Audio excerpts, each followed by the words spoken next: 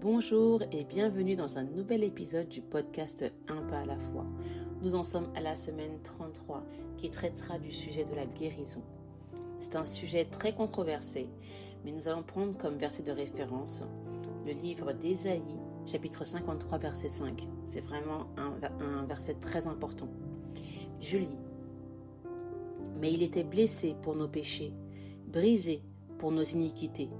Le châtiment qui nous donne la paix est tombé sur lui, et c'est par ses meurtrissures que nous sommes guéris. Ce verset dans son contexte est une prophétie qui a été donnée au prophète Ésaïe.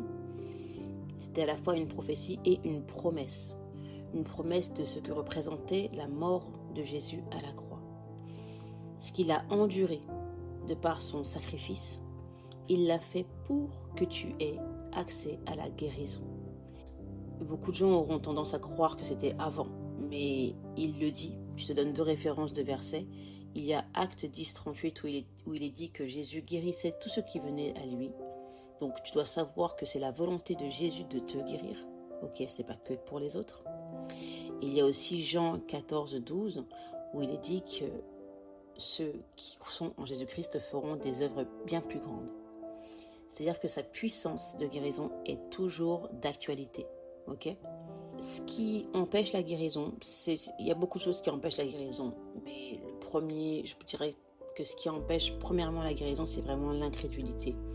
Quand tu es dans le doute et que tu ne t'appropries pas cette guérison, tu ne la déclares pas, tu ne la vis pas en fait cette guérison, et ben c'est comme ça que tu ne peux pas la voir se manifester. Mais cette guérison, tu l'as déjà, elle t'a été accordée par ce sacrifice à la croix. Ok ? Jésus a porté ton iniquité. Il a été blessé pour ton péché. Donc, si tu crois que tu as reçu le salut, crois aussi que tu as reçu la guérison.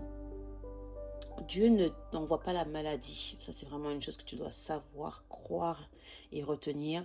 Dieu ne t'envoie pas la maladie.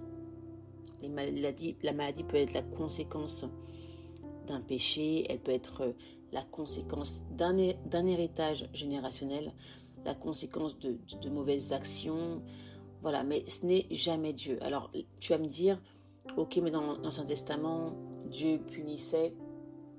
En fait, dans l'Ancien Testament, nous étions dans une ancienne alliance, ok ? C'était l'alliance mosaïque, l'alliance sous la loi.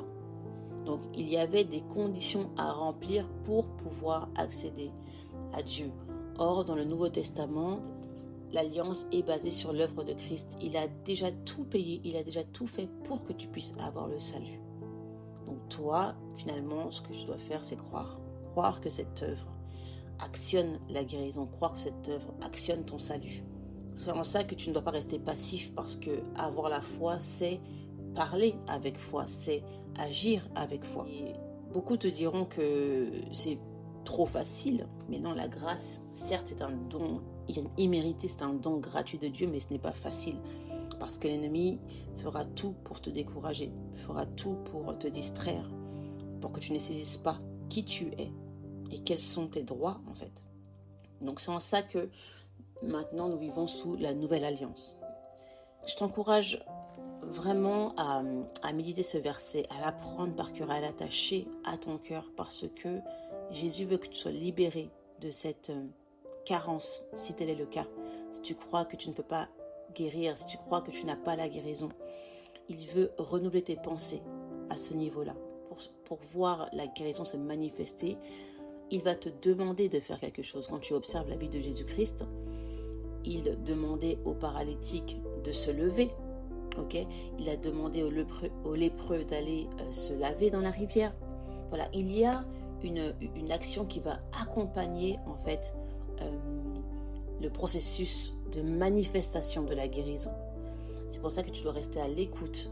Et aussi, c'est important pour toi d'être dans la prière, parce qu'il va te révéler l'origine en fait de cette maladie, la cause de cette maladie, afin que tu puisses, avec l'aide du Saint-Esprit, que tu puisses être délivré de contrats qui sont toujours en cours, délivré de liens qui t'empêchent peut-être d'accéder à cette cette manifestation.